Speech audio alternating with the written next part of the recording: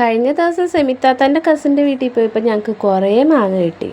ഇത് ശരിക്കും പറഞ്ഞാൽ കണ്ണിമാങ്ങയുടെ പ്രായമൊന്നുമില്ല, പക്ഷേ ഇതിൽ കാണാൻ അത്ര ചെറുതാണ്. നമ്മളുടെ ചപ്പിക്കുടിയ മാങ്ങ എന്നൊക്കെ പറയും. നല്ല രസമാണ് ഇതിൻ്റെ മണവും അതുപോലെ തന്നെ കഴിക്കാനും കേട്ടോ.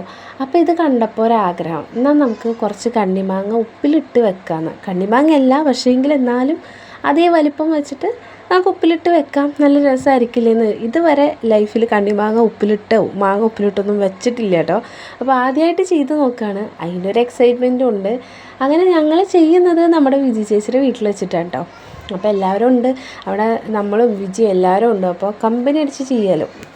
ആദ്യം നമ്മൾ മാങ്ങ നല്ലപോലെ കഴുകി എടുത്തു കേട്ടോ. കഴുകി എടുത്തതിന് ശേഷം എല്ലാതും തുടച്ചിട്ട് വേറൊരു പാത്രത്തിലേക്ക് മാറ്റി വെച്ചു.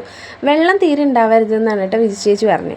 അപ്പോൾ നമ്മൾ കഴുകി തുടച്ച് വെച്ചു. അതിന് ശേഷം ഉപ്പും പാക്കറ്റ് വാങ്ങിച്ചിട്ടുണ്ടായിരുന്നു. അത് നമ്മൾ ഭരണി കാര്യങ്ങളൊന്നും നമ്മുടെ കയ്യിൽ ഉണ്ടായിരുന്നില്ല കേട്ടോ. അപ്പോൾ ഉള്ള പാത്രത്തിൽ നമ്മൾ അങ്ങോട്ട് അഡ്ജസ്റ്റ് ചെയ്യുകയാണ്. അപ്പോൾ ഇതുപോലത്തെ 2-3 ഡപ്പകൾ നമുക്ക് കിട്ടിയിട്ടുണ്ടായിരുന്നു. അപ്പോൾ അതിലേക്ക് അങ്ങോട്ട് പൊട്ടിച്ചിടുകയാണ്. അപ്പോൾ നമുക്ക് ചൊന വേണമെന്ന് പറയുന്നുണ്ടായിരുന്നു. ചൊന നിങ്ങളുടെയൊക്കെ നാട്ടിൽ എന്താ പറയണതെന്ന് വെച്ചാൽ കമൻറ്റ് ചെയ്യണേ.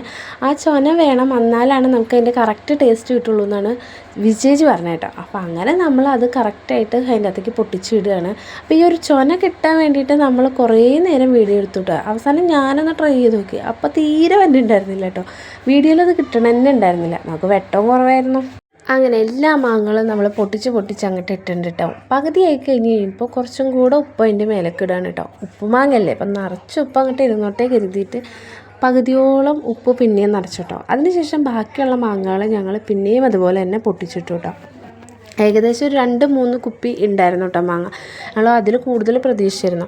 പിന്നെ നമുക്ക് ഇടാനായിട്ട് ഭരണി കാര്യങ്ങളൊന്നും ഉണ്ടായിരുന്നില്ല കേട്ടോ. അതുകൊണ്ടാണ് നമ്മൾ ഇങ്ങനത്തെ പാത്രത്തിൽ അഡ്ജസ്റ്റ് ചെയ്തിടുന്നത്. എങ്ങനെയായാലും സാരമില്ല, ഉപ്പുമാങ്ങ കിട്ടിയാൽ മതിയല്ലോ കരുതിയിട്ട് അതിൻ്റെ ഒരു ആഗ്രഹത്തിൻ്റെ പുറത്ത് നമ്മൾ ഈ ഒരു സംഭവത്തിൽ ഇട്ട് വെക്കുകയാണ്. ഇത് സക്സസ് ആവുമോ ഉള്ളത് നമുക്ക് 10 ദിവസം കഴിഞ്ഞാലേ അറിയുള്ളൂ. എന്തായാലും പുറമേ നിന്ന് നമുക്ക് കാണാൻ പറ്റും. ഇങ്ങനെ ഇത്രയും ഉപ്പിട്ടിട്ട് ഉപ്പ് കുറഞ്ഞു പോയോ എന്ന് എനിക്കൊരു ചെറിയ സംശയം ഉണ്ട് കേട്ടോ. വിജയിച്ച് പറഞ്ഞത് ഇത്രയും ഉപ്പൊക്കെ മതി, ഇത് കൂടുതലായിരിക്കും എന്നാണ് തോന്നണേന്നാണ് പറഞ്ഞത്. എന്തായാലും 10 ദിവസം കഴിഞ്ഞിട്ട് നമ്മളൊന്ന് തുറന്ന് നോക്കുന്നുണ്ട്. അതിൻ്റെ വീഡിയോ ഞാൻ എന്തായാലും പോസ്റ്റ് ചെയ്യാമേ. അപ്പോൾ ഇത്രയേ ഉള്ളൂ. ബൈ.